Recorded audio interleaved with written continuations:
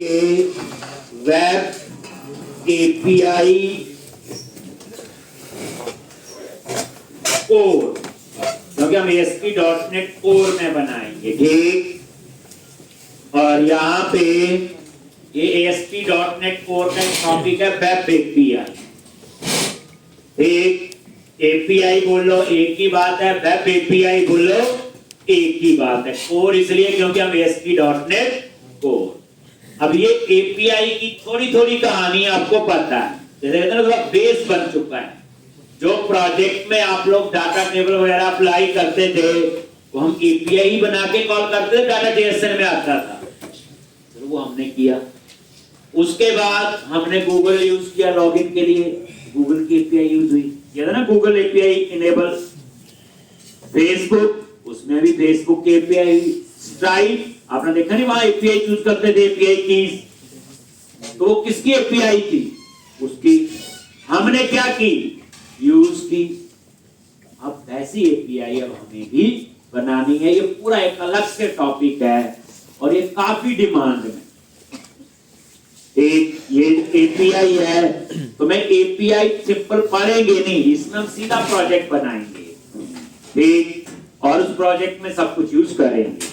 पर पहला क्वेश्चन है, एपीआई हम क्यों करें? इसके क्या बेनिफिट है? अगर एपीआई हमें नहीं आती तो क्या प्रॉब्लम आएगी? बस इतना बता दो।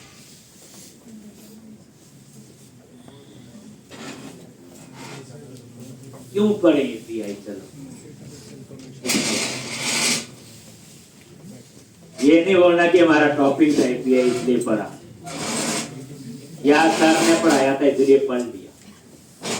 क्यों पढ़ें एपीआई? क्या फायदे हैं? नॉर्मल क्वेश्चन बनता बच्चा, कोई नहीं पढ़ते, पहला क्वेश्चन तो यही आता है।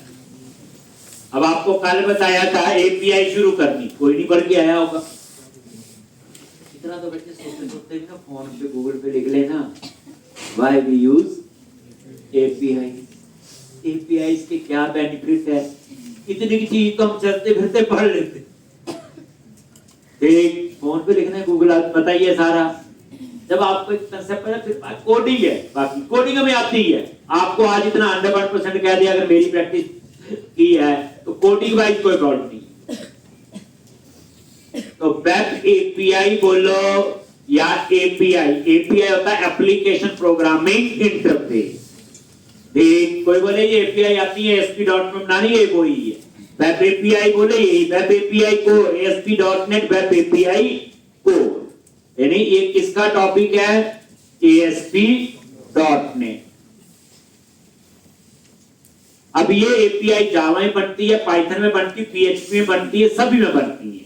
जो मैं आज का लेक्चर लूंगा थ्योरी का, वो सेम होगा सब में, इसलिए सिंटैक्स को छोड़ के बाकी सेम है। एक पहली बात, हम एपीआई क्यों बनाएं? हम थोड़ी प्रॉब्लम समझते हैं, तो किसी प्रॉब्लम का ही सॉल्यूशन होता है, ऐसे थोड़ी फंसते रहते हम लोग। एक जो मैंने शुरू में भी एग्जांपल दिया होता बच्चे, आप गूगल करते हैं, गूगल पे गए, आपने लिखा यहां पे flight from Chandigarh to Delhi, लिख दिया, एग्जांपल लिया, hotel in Delhi, hotel in Shimla, कुछ भी ऐसा। आप गए मेक माई, ये देखो ये मेक माई ट्रिप आ गया, जो नाम सुने हुए हमने, मेक माई ट्रिप, क्लियर ट्रिप, यात्रा.com, booking.com, सुने हो नाम ये? जब भी आपने कहीं घूमने जाना तो यही हुआ, वेबसाइट्स आपको समझा, ठीक है जी। तो मेक माई ट्रिप पे आ गए। अब आपके माइंड में ये है, यार बुक करना मैंने एयरलाइन, तो क्यों ना मैं एयरलाइन की वेबसाइट पे जाऊं, वहां से बुक करूं, तो वहां से भी कर सकती, ठीक।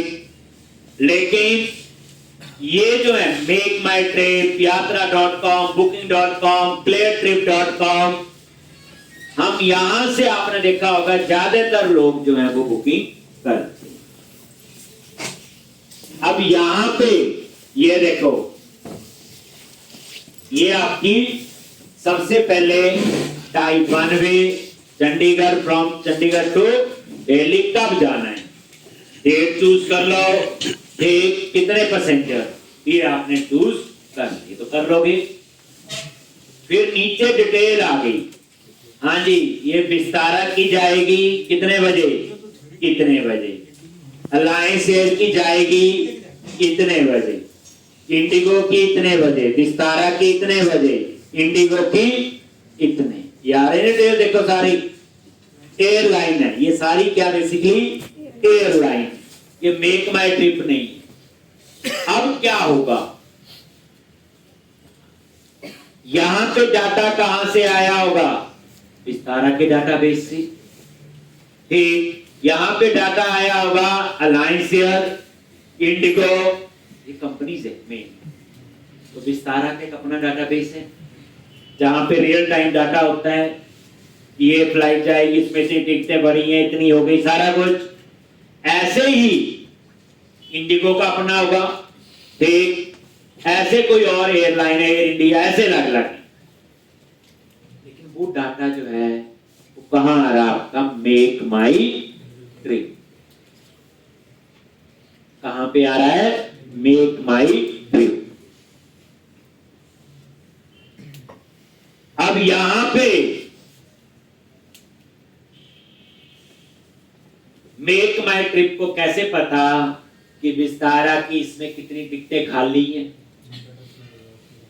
डाटा तो कहां से आएगा, विस्तारा के डाटाबेस से, अलायंस एयर के डाटाबेस से, इंडिगो के डाटाबेस। तो इस केस में यही इंफॉर्मेशन आपकी कहां होगी, क्लियर ट्रिप पे भी होगी, यही यात्रा.com पे भी होगी, यही आपकी booking.com पे, ऐसे और भी कई हैं।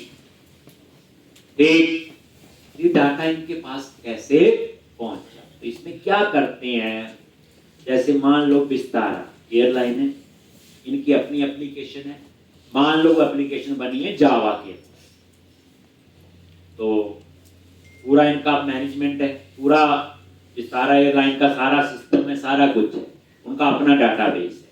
तो विस्तारा वाले क्या करेंगे, जावा में बनी है तो जावा में क्या बनाएंगे, वो एक एपीआई, वो एपीआई क्या करती होगी, विस्तारा के डाटाबेस में से एक डाटाबेस में से डाटा देखती है, ठीक, डाटा जो रिक्वेस्ट उसके पास आए, एक आपको जावा में एपीआई बना दी, किसने, विस्तारा वालों ने, वो डाटाबेस से, विस्तारा एयरलाइन का जो डाटाबेस है वहां से डाटा फेच कर रही होगी। अब वो एपीआई किसको देंगे, मेक माई ट्रिप को। अब इसी तरह से वो एपीआई क्लियर ट्रिप को भी देंगे, वो एपीआई बुकिंग डॉट जिसके साथ उनका टाइप होगा सबको देंगे। लेकिन पंगा क्या, विस्तारा की एप्लीकेशन जावा में बनी, एपीआई जावा में बनेगी, लेकिन मेक माई ट्रिप मान लो पीएचपी में बनी है, क्लियर ट्रिप मान लो पाइथन में बनी है, यात्रा.com .net पे बनी है, ठीक, ऐसे अलग अलग लैंग्वेज बनी। अब एपीआई जो विस्तारा ने बनाई वो किस में बनी है, जावा, मान लो जावा की, ठीक, लेकिन मेक माई ट्रिप जिसको डाटा चाहिए, जिसने वो एपीआई यूज करनी, तो मेक माई ट्रिप, क्लियर ट्रिप, ये जो जितनी भी हैं इनको वो एपीआई दे, लेकिन उनको समझ कैसे आएगा, वो तो जावा में एपीआई बनी है, ठीक, और यहां पे मेक माई ट्रिप पीएचपी बना हुआ, क्लियर ट्रिप पाइथन में बना है, यात्रा.com .net में बनी है, कैसे पता चलेगा। तो याद रखना जितनी भी एपीआई है इसमें जो डाटा आपका आएगा किस फॉर्मेट में होता है, पहले XML होती थी, अब किसमें होता है ये JS, जावास्क्रिप्ट ऑब्जेक्ट नोटेशंस या जावास्क्रिप्ट ऑनलाइन नोटेशन।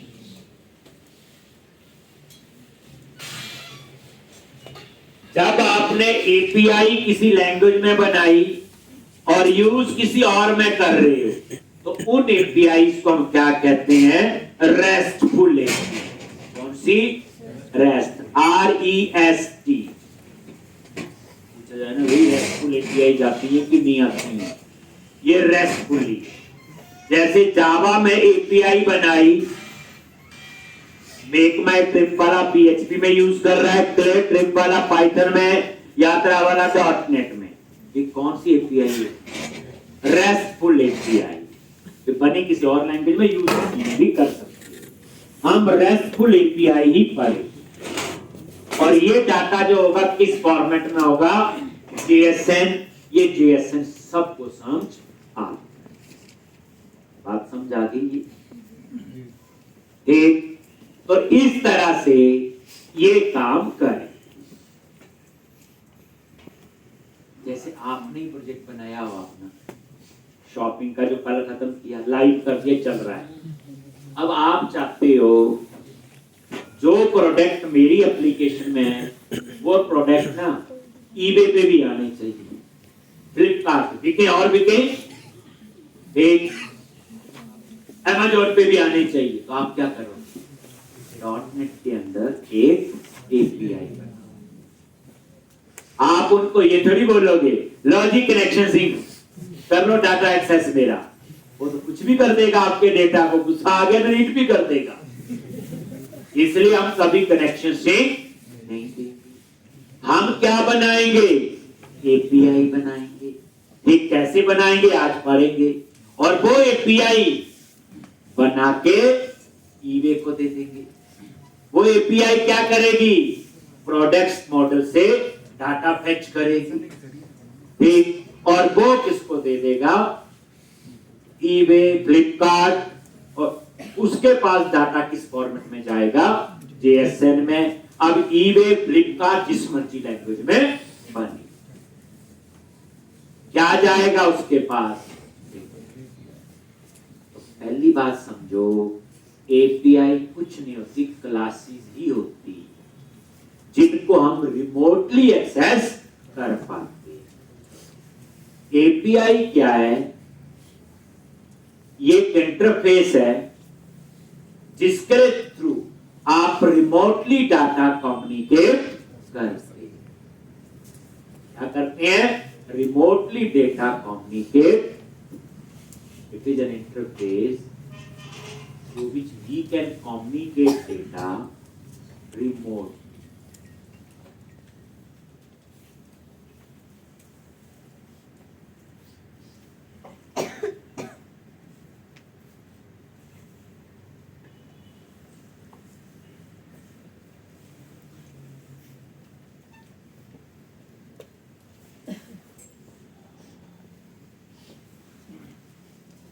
ले रहा है, यानी रिमोटली डेटा कम्युनिकेट करना है, उसके लिए एपीआई यूज होती है। ठीक है जी।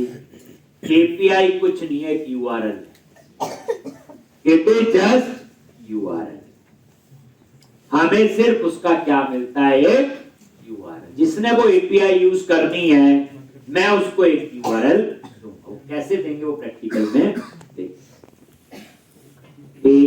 तो एपीआई क्या आपका एक यूआरएल है, एक और कुछ नहीं, जिसके थ्रू हम डेटा। और JSN एक ऐसा फॉर्मेट है जो सबको समझ आता है। ठीक, अब जैसे मान लो फोर्टिस हॉस्पिटल है, उसकी ब्रांचेज है, चलो अपना डाटा तो एक्सेस करते रहेंगे जहां मर्जी। मान लो ऐसी कंट्री है या ऐसा जहां पे फोर्टिस की ब्रांच नहीं है हॉस्पिटल की, वहां पे मान लो अपोलो हॉस्पिटल की ब्रांच है।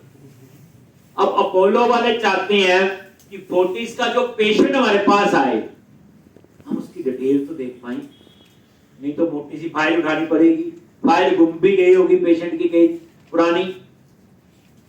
तो अपोलो वाले फोर्टिस के वालों के साथ कुछ टाइप करेंगे कि आपका पेशेंट जब हमारे पास आए तो आपके सॉफ्टवेयर में से सिर्फ मुझे पेशेंट की डिटेल आ जाए बस, और पेशेंट में आपको 50 रुपए दे दूं बस, और ऐसा ही होगा कुछ। तो फोर्टिस वाले अपना डाटा कैसे देंगे?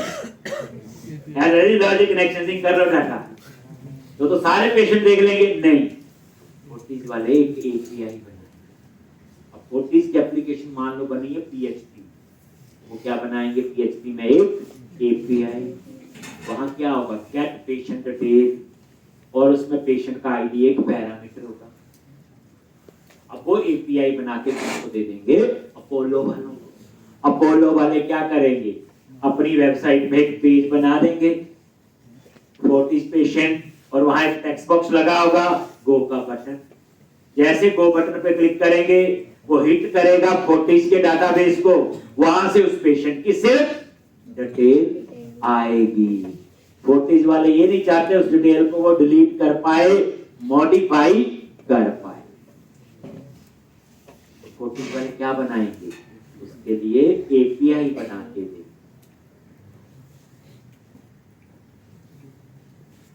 अब क्या है? जैसे यूनिवर्सिटी है, यूनिवर्सिटी का अपना डाटाबेस होता है, कॉलेज कोई भी, रिजल्ट देखना यूनिवर्सिटी की वेबसाइट में जाते हैं, रोल नंबर डाला, रिजल्ट आ। अब कई कॉलेज ऐसे हैं वो चाहते हैं कि हमारे कॉलेज के स्टूडेंट हमारी एक एप्लीकेशन बनाएं, वहीं से रिजल्ट देख ले, उनको पीटीओ की वेबसाइट पे ना जाना पड़े, कॉलेज वाले वेबसाइट बना देंगे।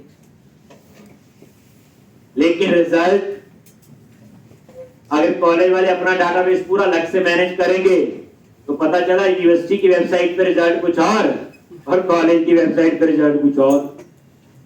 तो इसमें यूनिवर्सिटी वाले क्या करेंगे? एक एपीआई बना देंगे और वो उस कॉलेज वालों को देंगे, और कॉलेज बच्चा क्या करेगा?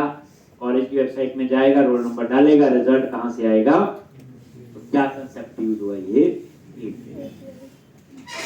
अब तो आप लोग जितने एग्जांपल सुनो सब में एपीआई है।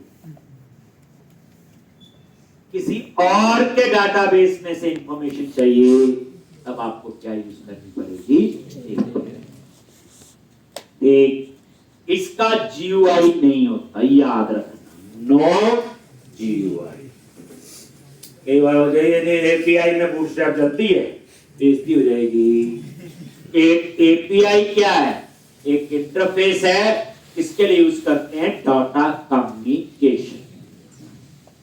एपीआई क्या है? एक इंटरफेस है जो डेटा कम्युनिकेशन के लिए यूज होता है, इसका जीयूआई नहीं होता, इसमें कोई एचटीएमएल बूटस्ट्रैप वगैरह कुछ भी यूज नहीं होती। सोचो, इसमें सिर्फ डाटा ही आएगा जाएगा। क्या आएगा? ठीक, तो आज हम लोग समझा दिया, बात ही आ गया। किसी ने अपने डाटाबेस में से या अपनी इंफॉर्मेशन किसी और को देनी है, हम नहीं चाहते वो इंफॉर्मेशन को डायरेक्ट एक्सेस कर ले, तो हम एपीआई बना के जितनी इंफॉर्मेशन देना चाहिए हम उतनी ही प्रोवाइड करेंगे। एपीआई अदरवाइज कुछ नहीं, सिंपल क्लासेज होती हैं जो हम लोग पहले पढ़ते आए। ये तो अब आप लोग, मैं यहाँ एक एपीआई बनाऊंगा नेशनल पार्क। सिनेरियो समझो, नेशनल पार्क पता है आपको? ये छोटे पार्क नहीं, तो वो नेशनल पार्क होती है, हर स्टेट में है, किसी नहीं भी है, किसी में है। तो हमने नेशनल पार्क की डिटेल को स्टोर करना है, उसके अंदर पार्क भी होंगे, ट्रेल्स भी होंगे। पार्क के अंदर घूमने के लिए कौन से रास्ते जाते हो, कितना डिफिकल्ट है, कितना किलोमीटर है, कितना टाइम लगेगा, कौन सा रास्ता चूज करना है, ये सारी आएगी।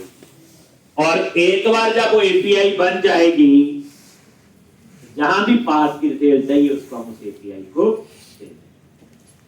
तो पहले हम नेशनल पार्क की एक एपीआई बनाएंगे, फिर उसको कंज्यूम करेंगे। दो पार्ट में देखो, आपका कई बार जॉब में इतना ही काम होगा एपीआई बनाना, कई बार आपका इतना काम होगा एपीआई कंज्यूम करना। दोनों काम के कम चांस।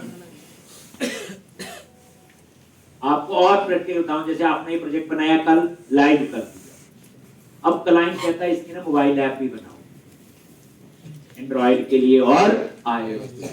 तो ऐप कौन बनाएगा? एंड्रॉइड का डेवलपर, आईओएस का डेवलपर बनाएगा, लेकिन डाटा तो वही आएगा ना। तो यहां पता क्या होगा, जो ASP.NET के डेवलपर हम लोग एपीआई बनाएंगे और उस एपीआई को एंड्रॉइड वाले को भी दे देंगे, आईओएस वाले को, इंटरफेस वो अपना बना। कितनी एपीआई बनेगी आपके प्रोजेक्ट के हिसाब से देखो, जितने मॉडल हिसाब से बनेगी एपीआई सारी। एक ये रोल भी होता है कंपनी के अंदर, कुछ तो एपीआई ही बनाते हैं। जैसे वेब एप्लीकेशन बन गई तैयार है, जैसे हमने बना ली, अब मोबाइल ऐप बनानी है, मोबाइल वाले को आपने डाटा देना है, तो आप क्या करोगे? एपीआई वही बनाएगा जो लैंग्वेज उसे आती हो। अब एंड्रॉइड वाले को तो ASP.NET नहीं आती होगी कोर जिसमें हमने बनाई है, आईओएस वाले को नहीं आती होगी, पर एंड्रॉइड आईओएस हमें नहीं आता है। तो हमारा काम क्या होगा? Just to create the API. आज हम ये सीखने जा रहे हैं हाउ टू क्रिएट एपीआई। तो इसका तो आपको हर जगह एग्जांपल मिलेंगे, इसीलिए मैं आपको पढ़ा रहा हूं। क्रिएट न्यू प्रोजेक्ट, और यहां पे चूज करना है ASP.NET Core वेब एपीआई। देख लो पूरा link, ASP.NET Core web API, language C#, पता बाकी। Then click on next, ASP.NET Core Web API, language C#, बस याद रख। Next, ठीक,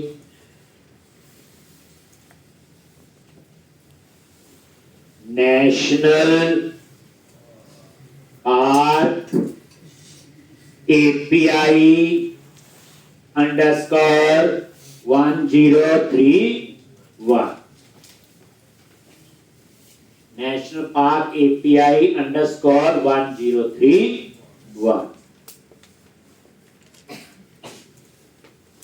कहां सेव करना? ब्राउज करो। मैंने बोला जी D ड्राइव के अंदर ASP.NET Core में कर देते हैं, कोर में कर देते हैं ASP.NET Core। Then click on, जब बच्चे एपीआई आ गई, फिर मैं फ्रंट एंड में एंगुलर यूज करवाऊं, फिर एंगुलर की भी कहानी आई, पहले एपीआई जरूरी है। नेक्स्ट, और वही .NET 6, और ऑथेंटिकेशन टाइप में देखो इस बार इंडिविजुअल अकाउंट नहीं है, इसका मतलब इसमें फाइल फॉर आइडेंटिटी फ्रेमवर्क नहीं चाहिए होगा तो बताएंगे आगे वो। Then click on create. तो कुछ चीजें तो हमें पता है कि हमने क्या करना है, बोलो क्या करना है?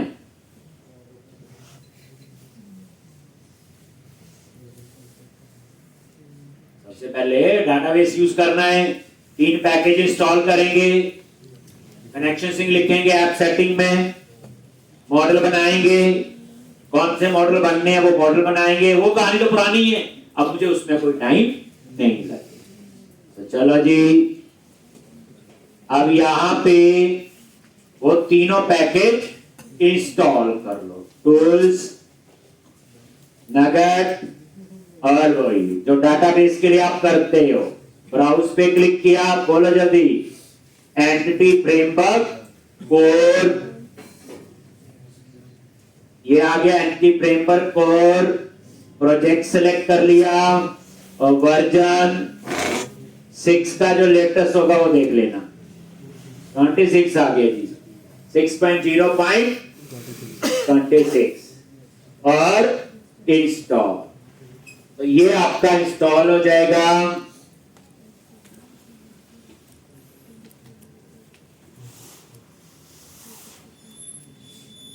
और यहां पे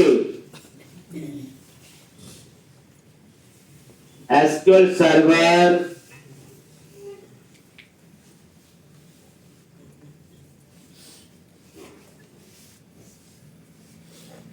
इंस्टॉल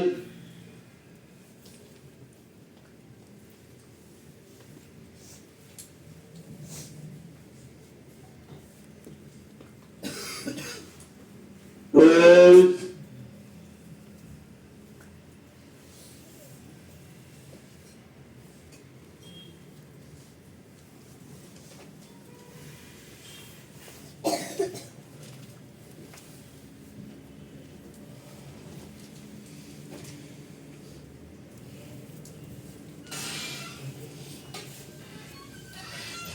एक। तो ये 3 पैकेज आपने इंस्टॉल कर दिए। ये देखो 6.0.26 6.0.26 ठीक है जी। तो ये 3 पैकेज आपके इंस्टॉल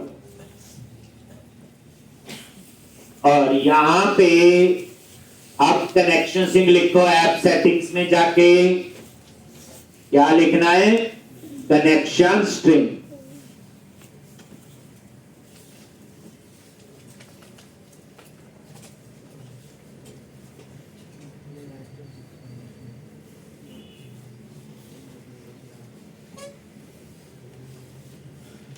तो कनेक्शन सिंक लिख लो।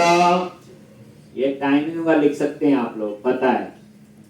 कनेक्शन सिंक कौन एसटीआर और यहां पे डाटाबेस का नेम बस वही चेंज किया है।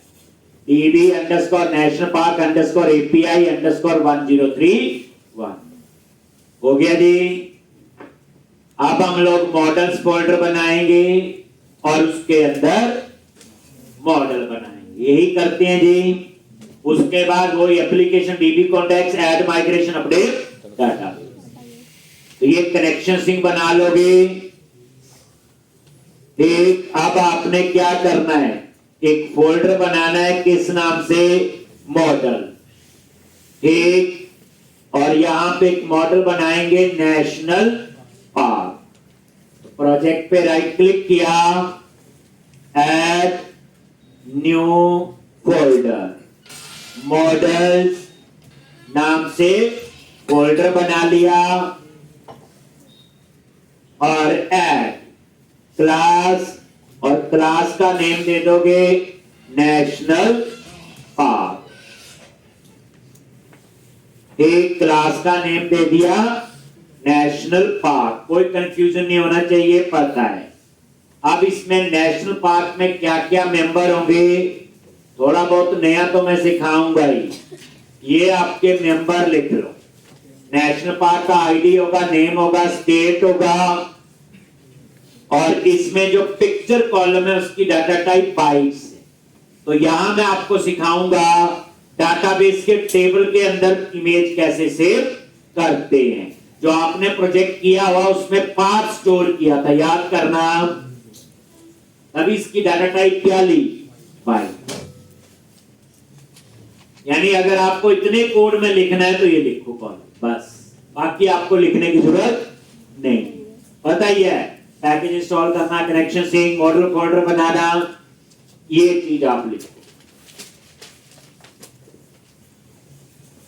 तो ये आपका होगा national park. ID, name, state, पता ही है। बस नई चीज है पिक्चर। यहां हम सीखेंगे, जैसे कई बार होता है ना, बैंक में सिग्नेचर सिक्योर है, उसको डाटाबेस में स्टोर करना है 01 में, ये वही है बाइट्स। दो तरीके से पता चले। एक तो मैंने करवाया हुआ कि डाटाबेस के कॉलम में इमेज नहीं, इमेज का पार्ट, क्योंकि इमेज या बुक की कोई हैक कर भी लेगा, क्या फर्क पड़ेगा। लेकिन बैंक में जैसे सिग्नेचर है सिक्योर, तो उस केस में ये वाला कंसेप्ट होगा। क्रिएटेड और एस्टैब्लिश्ड पता ही है। तो ये आपके कॉलम। अब इसके बाद एक और मॉडल बनेगा ट्रेल। नेशनल पार्क की ट्रेल्स होंगी। जैसे किसी ने घूमने जाना है, एक तो वो सारी ट्रेल बताएंगे, ये वाला रास्ता इतना टाइम लगेगा, ये वाला रास्ता इतना मुश्किल है, इतना आसान है, वो सारा कुछ आएगा। तो एक और मॉडल बनाएंगे, लिक्विड कॉलम ये,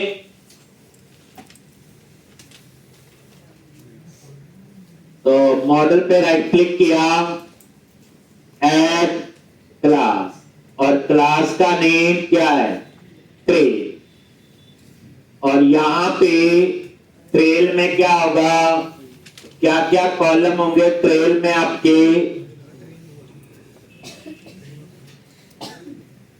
एक तो चीजें डिफरेंट होंगी, बाकी वही से। ला जी, ट्रेल में आ जाओ, लिखो कॉलम, ट्रेल का आईडी पता है, नेम पता है, डिस्टेंस, एलिवेशन, डेट क्रिएटेड, यहां तक लिखो, पहले भी बताता हूं आगे क्या है।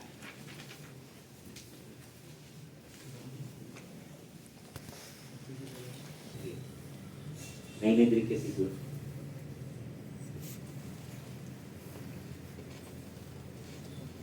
और इसकी फॉर्म की, ये ट्रेल किस नेशनल पार्क की है, दैट इज फॉरेन। कोई मुश्किल नहीं, सब आता है ये। ठीक, तो ये दो मॉडल आपके बना है, आईडी, नेम, डिस्टेंस पता है, एलिवेशन, और डिफिकल्टी टाइप या डिफिकल्टी, तो मैंने डिफिकल्टी टाइप में 3 ऑप्शन दे दी, इजी, मॉडरेट और डिफिकल्ट। और फॉरेन की दे दिया नेशनल पार्क, उसमें नेशनल पार्क आईडी।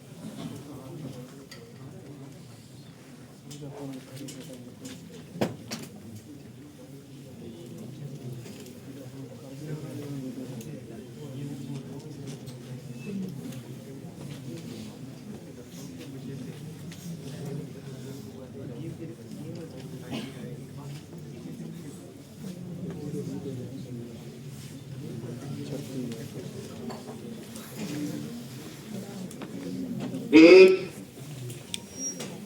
चलो अब हम लोग, पता चल गया सारा ये, तो ये आपका ट्रेल का मॉडल बने, कौन की नेशनल पार्क, क्योंकि एक ट्रेल की याद रखना, सॉरी एक नेशनल पार्क की मल्टीपल ट्रेल हो सकती है, ठीक, घूमने के कई रास्ते हो सकते हैं, ये वो ही है। ठीक, ट्रेल मुझे रास्ता होता है, कौन से रास्ते से जाना चाहिए। ठीक, अब उसके बाद आपने डेटा फोल्डर और एप्लीकेशन डीबी कॉन्टेक्स्ट, तो यहीं पे एक नया फोल्डर बना लो, right click, add new folder, folder का नेम डेटा, और इसमें वही सेम ऐड क्लास, क्या बनेगी, एप्लीकेशन डीबी कॉन्टेक्स्ट, और यहां पे इनहेरिट कर लो किसको, डीबी कॉन्टेक्स्ट। ठीक, और यहां पे इसके कंस्ट्रक्टर में क्या लिखते हैं, यहां पे बोलो, डीबी कॉन्टेक्स्ट ऑप्शंस, और क्या आएगा, एप्लीकेशन डीबी कॉन्टेक्स्ट ऑप्शंस, और यहां पे बेस। ठीक, और यहां पे आप लोग दोनों क्या लिखोगे, प्रॉप डीबी सेट, और यहां पे नेशनल पार्क और ये नेशनल पार्क बन गया। दूसरा कौन सा है? प्रॉप डीबी सेट, क्या लिखोगे? ट्रेल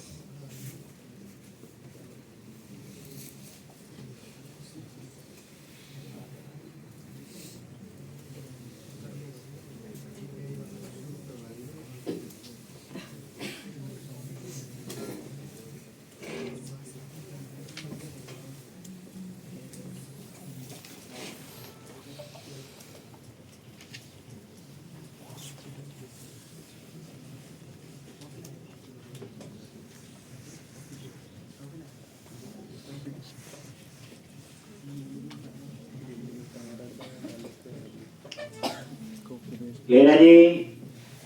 अब यहां पे क्या करोगे?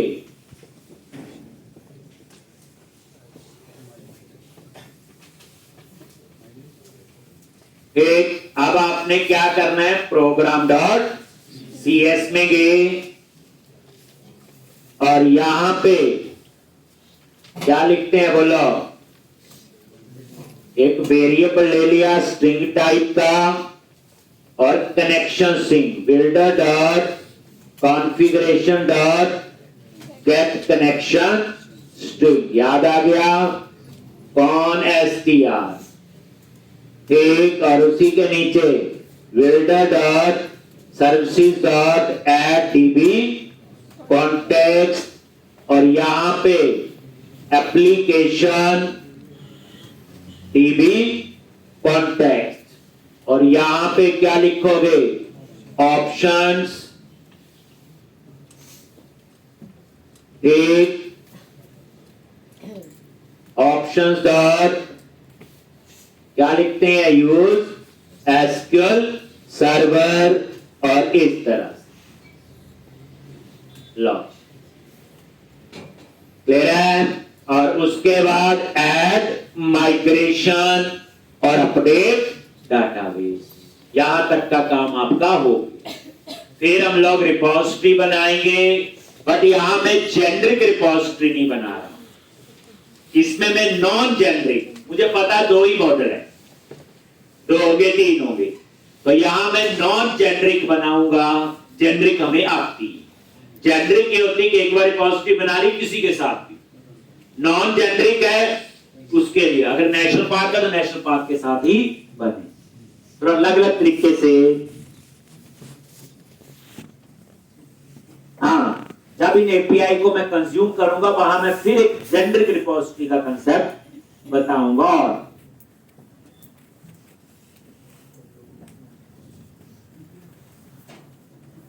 और अब ये चीजें हमें पता है, वैसे तो लिखने की जरूरत नहीं। अभी तक अगर मैं बोलूं ना इतने में पता क्या लिखना था आपको? क्या? सिर्फ 2 मॉडल के नाम और उसके कॉल, बाकी सब पता है। आप बताओ, बाकी में तो लिखने की जरूरत भी नहीं है। अगर आपको लिखना हो 2 चीजें लिखेंगे ना, नेशनल पार्क मॉडल, उसके क्या मेंबर थे, क्योंकि वो चीजें प्रोजेक्ट स्पेसिफिक होती हैं, अलग अलग ट्रेल उसका ना, बस। उसके बाद जो भी ये कहानी लिख रहा हूं कर रहे हो ये आपको आती है। और उसके बाद पैकेज मैनेजर कंसोल, और मुझे पता यही चीज भूले होते हैं हम लोग। क्यों? क्योंकि कनेक्शन से एक बार लिखते जब प्रोजेक्ट बढ़ाते हैं दोबारा तो जरूरत नहीं पड़ती इस कोड को पूरे प्रोजेक्ट में लिखने की, और यही चीज हम भूल चुके होते हैं। बाकी चीज तो बार बार लिखते रहते हैं ना। कनेक्शन प्रोग्राम कहाँ लिखा होगा बार बार? एक बार जब प्रोजेक्ट बन गया ठीक, आज से 1.5 महीना पहले तब लिखा होगा। ठीक, चलो बेनिफिट डाउट है आपके पास बहाना लगाने के लिए। लो, अब आप यहां पे क्या लिखोगे? Add icon migration init load.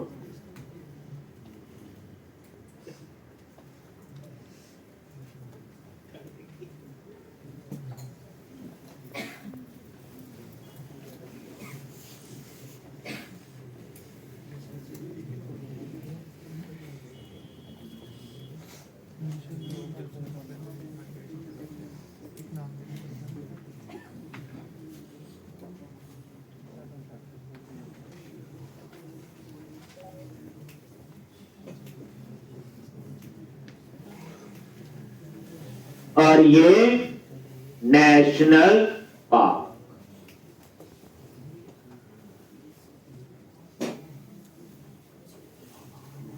आ गया। अब ये देखना ध्यान से, आईडी नेम बाकी तो सब ठीक है, बस पिक्चर वाला कॉलम पे नजर मार। इसकी डाटा टाइप होती वैर बाइनरी। तो याद रखना, डाटाबेस के अंदर इमेज स्टोर करनी हो डाटाबेस के कॉलम में, तो डाटा टाइप होती वैर बाइनरी मैक्स। वो बाइट कहां है? वो क्लास के अंदर। टेबल में जो कॉलम का नाम है वो क्या है? वैर बाइनरी मैक्स। ठीक, आपने देखा ये एन कैर लेता है, देखा एन वैर कैर, ताकि मल्टीपल लैंग्वेज में भी आ सकता है ये। और ये देखो डेट टाइम टू, डाटाबेस में डेट टाइम नहीं होती, डेट टाइम टू। थोड़ा बहुत डाटा टाइप्स का वो रहता है, डाटाबेस में अलग होगी, और जो ASP.NET कोर में क्लास में लिखते हो थोड़ी सी, बस बाकी तो नॉर्मल है। प्राइमरी की बन गया आईडी, उसके बाद ट्रेल, ट्रेल में तो कोई भी ऐसा मेजर कॉलम नहीं है। और ये देखो डिफिकल्टी की डाटा टाइप क्या बनी है? इन, क्योंकि ये नंबरेशन जो होता है वो वैल्यू टाइप होता है। क्या होता है? वैल्यू टाइप, इसलिए इसकी टाइप क्या है? इंटीजर। जैसे वहां लिखा था ना इजी, मॉडरेट, डिफिकल्ट, उनकी वैल्यू होगी या 0 1 2 होगी या 1 2 3 होगी। मेरे ख्याल 0 1 2। ठीक, यहाँ पे स्टोर होगा इंटीजर, ये देखो। और उसके बाद ऐसी चीज देखने वाली को कुछ नया देखा है, बाकी प्राइमरी की है और फॉरन की। अब आप लोग क्या करो? अपडेट हाइपर डेटा बेस, और ये माइग्रेशन फोल्डर आपका बन जाएगा। लॉन्च, और ये काम आपका हो भी गया सारा। क्लोज कर दो, और ये देखो ये माइग्रेशन फोल्डर बन। ठीक है जी, डाटाबेस बन ही गया, वो देखने की जरूरत नहीं, बड़े दिन हो गए। अब हम लोग बनाएंगे रिपोजिटरी। इसके बाद नेक्स्ट स्टेप क्या आपका? एक रिपोजिटरी फोल्डर बनाएंगे। बताइए आपको, प्रोजेक्ट पे राइट क्लिक किया, ऐड न्यू फोल्डर, सीधा बाहर ही बना दो रिपोजिटरी। इसमें व्यूज वगैरह नहीं होते, समझ गए ना, क्योंकि ये एपीआई है, इसमें व्यूज नहीं होते, पैदा जीवाई नहीं होता इसमें। एक रिपोजिटरी, अब रिपोजिटरी पे राइट क्लिक किया है, किसके अंदर सब फोल्डर बनाओ, किस नाम से? आई रिपोजिटरी। अभी तो सिर्फ स्ट्रक्चर बन रहा है, 2 मॉडल हो या 4। अब आप आई रिपोजिटरी पे राइट क्लिक करके इंटरफेस बनाओ आई नेशनल पार्क रिपोजिटरी, क्योंकि ये नॉन जेनरिक है, ये नेशनल पार्क के लिए बनाओ। तो आई रिपोजिटरी पे राइट क्लिक किया, ऐड क्लास, और क्या चूज करोगे यहां? इंटरफेस, और इसका नाम क्या रखोगे? आई नेशनल पार्क रिपोजिटरी, आई नेशनल पार्क रिपोजिटरी। एक, अब इसके अंदर आपने क्या करना?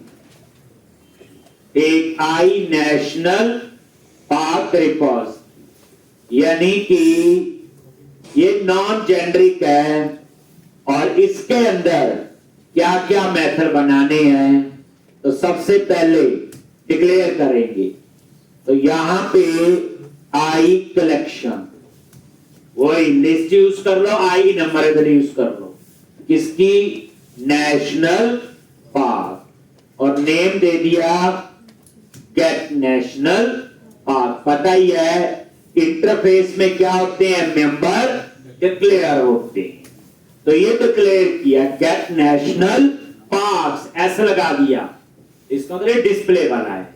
रिटर्न टाइप में हम इसकी जगह आई नंबरेबल लिख लेते थे, तो वो भी चलेगा। लिस्ट भी यहां पढ़ लो, आई कलेक्शन, उसके बाद नेशनल पार्क, ये फाइंड वाला है, तो यहां नेशनल पार्क ये लो, और यहां पे national park ID,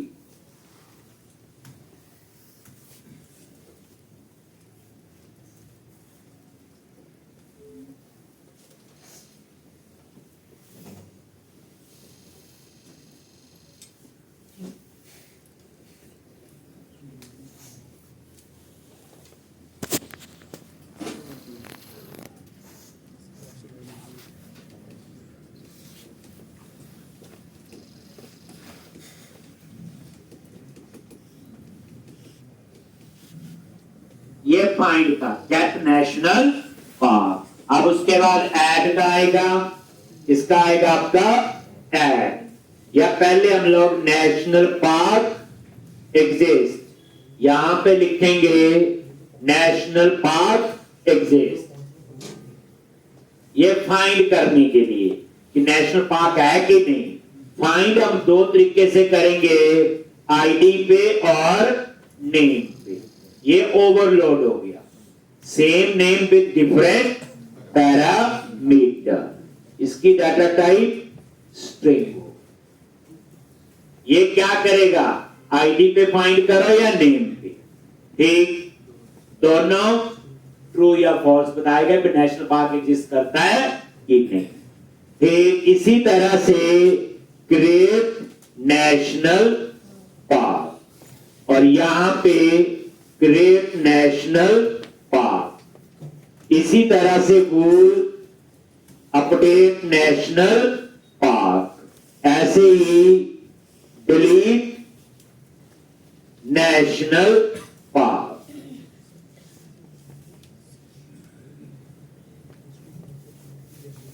delete national park, पता ही है, सेव, अपडेट और डिलीट।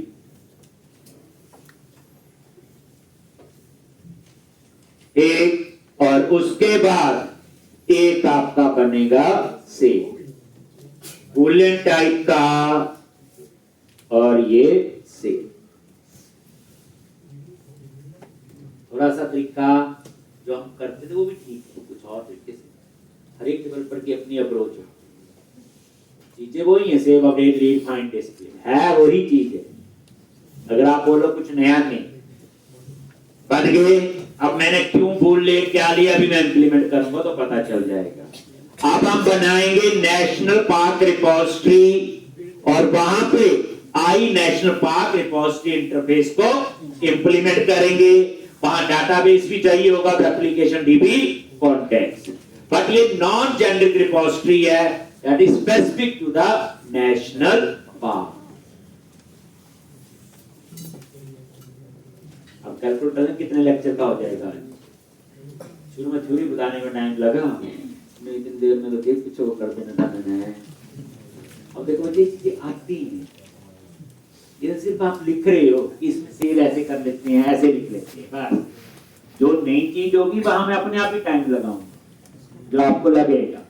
90% से ज्यादा चीजें हमें आती हैं। अब आप देखो, कोई बोले मैं सीधा एपीआई सीख लूं, ASP.NET कोर्स भी आनी चाहिए। जैसे एपीआई PHP बनती है, तो PHP में एपीआई बना सकते हैं, कई लोग एपीआई बनाते रहते हैं, लेकिन बाकी PHP भी आनी चाहिए। कई जावा में एपीआई बनाते हैं, नोड में एपीआई बनाते हैं, लेकिन में पूरे प्रोजेक्ट बन जाते हैं। बनाया ही हमने पूरा प्रोजेक्ट इससे पहले। अब आप लोग क्या करो, क्लास बनाओ। तो वही रिपोजिटरी फोल्डर पे राइट क्लिक किया, ऐड क्लास, और क्लास का नाम दे दिया क्या, नेशनल पार्क रिपोजिटरी। और यहां पे I national park repository interface implement करो। कैसे करते हो, ये देखो, माउस लेके जाओ, इंप्लीमेंट। आपको आसान लग रहा होगा। एक ये आसान इसलिए नहीं है, जो हमने पहले पढ़ा है तब हमें चीजें आसान लग रही। आप देखना, जितना सिलेबस हम अब से पहले पढ़ रहे, अगले टाइम में उससे ज्यादा सिलेबस कवर करना और अच्छे ढंग आ गया। और यहां पे वही प्राइवेट क्या लिखते हैं, read only application DB context CTR, क्या लिखेंगे, एप्लीकेशन डीबी कॉन्टेक्स्ट, और ये आपका आर।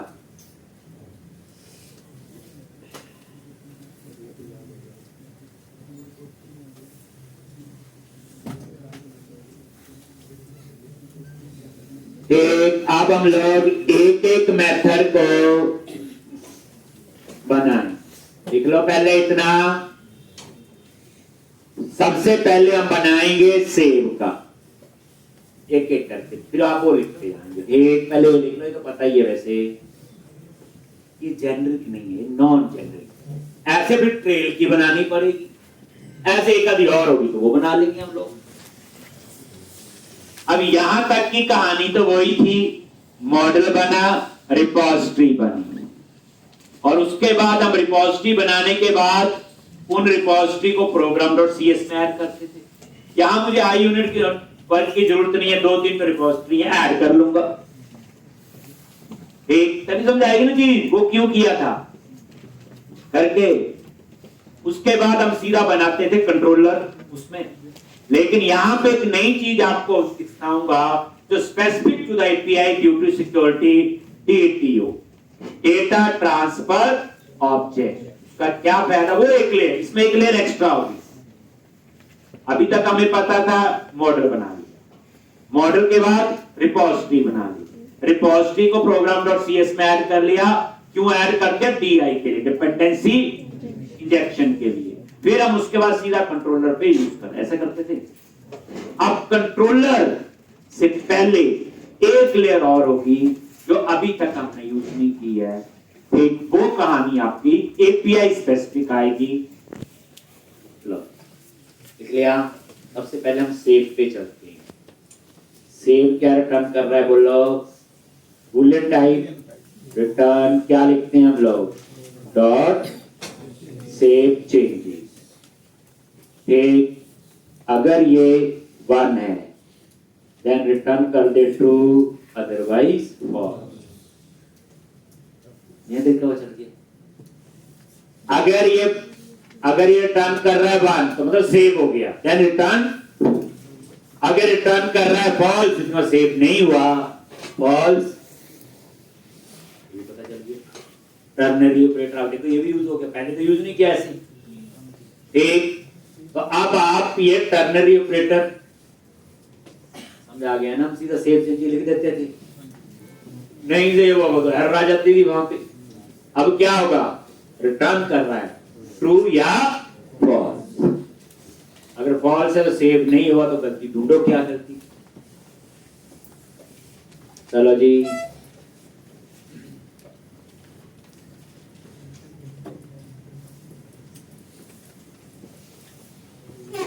Clear ji. मंडे को असाइनमेंट दिखानी है।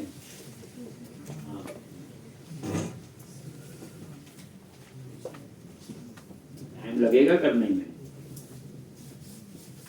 12-15 तो घंटे लगेंगे, है ना, इतने लगेंगे ठीक ठीक से।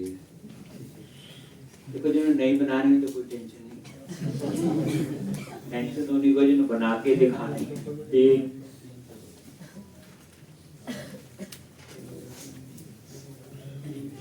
बताइए जब करना तो पड़ेगा, मेरे पास कर लो या जॉब में कर, दोनों में से एक जगह ये काम तो करने ही पड़ेगा। यहां से खुशी से कर लो, करना तो पड़ेगा ही, दुखी होने की तो जरूरत नहीं है। तो वह क्यों ना हंस के करें कि जिंदगी में जीना तो ये आना ही चाहिए, जॉब करनी है तो ये आना ही चाहिए, चाहे मैं करवाऊं चाहे मैं ना करूं, आना तो ये चाहिए ठीक। तो हंस के जी लो, जैसे होता है ना, क्यों परेशान होना इतना। लो अब आप लोग चलो पहले हम करते हैं, ये आ गया बूलियन टाइप, पहले आसान आसान कर लेते हैं जो हमें आते होते हैं। क्रिएट नेशनल पार्क देखना कहाँ है,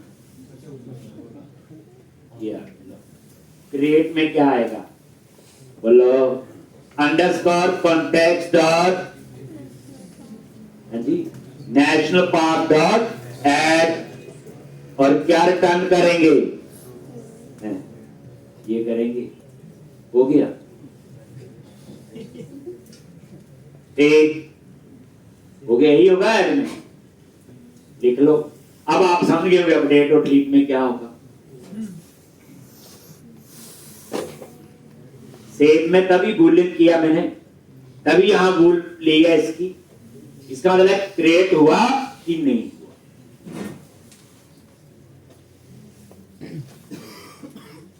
क्रिएट नेशनल पार्क के बाद पहले अपडेट का बना लो, क्रिएट के बाद अपडेट और डिलीट, पहले 3 बना लो।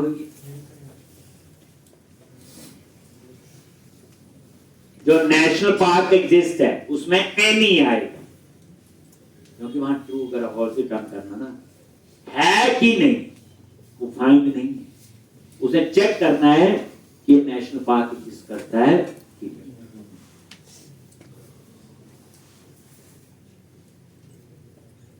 अब आप लोग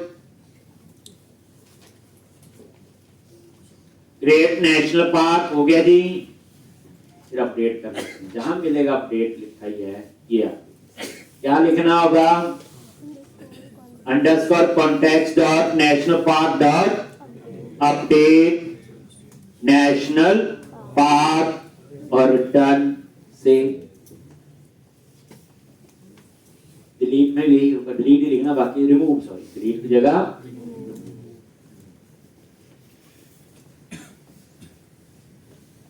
तो ये भी प्रैक्टिस करनी है, ज्यादा बार ना करना, बात पड़ चुकी है 6-6 बार करने की, इसकी 2 बार ही करनी, ठीक है, ज्यादा नहीं करनी। एक जो मैं करवा रहा हूँ एक कॉपी और कर लेने, थोड़ा कॉन्फिडेंस हो जाता है, इसलिए अब 6 बार की आपको जरूरत नहीं, आप एक्सपर्ट हो गए आप लोग। अब आप कंसेप्ट पे फोकस रखो, कोडिंग कोडिंग तो आ गई यार, अगर अभी भी नहीं आए तो दिल्ली दूर है।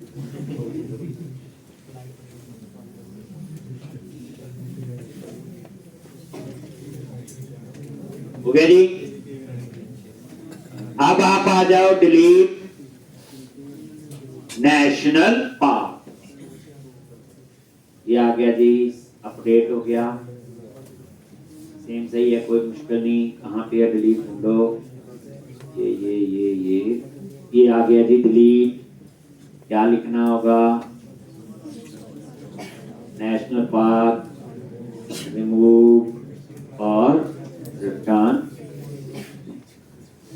आप याद करो जब डाटाबेस पहला क्वेश्चन करवाया था तब भी सेव अपडेट फाइंड डिस्प्ले था, और प्रोजेक्ट में भी वही था, यहाँ भी तो मैंने बोला था उस क्वेश्चन को ढंग से समझ लो, घुमा फिरा के वही यूज होता है।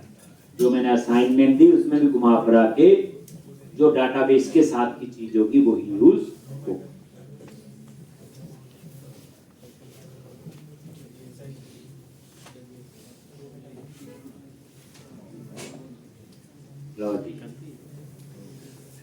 ये फाइंड भी नजर आ गया आपको, क्या करना है बताना बोला, रिटर्न कॉन्टेक्स्ट डॉट और यहां पास कर दो नेशनल पार्क, क्योंकि प्राइमरी की है, हो गया।